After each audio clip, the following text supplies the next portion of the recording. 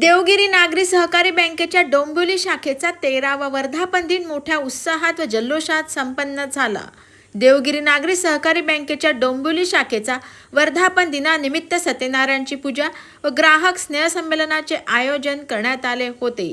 सदर कार्यक्रमाला रणजित सहगल प्रमुख पाहुणे म्हणून उपस्थित होते।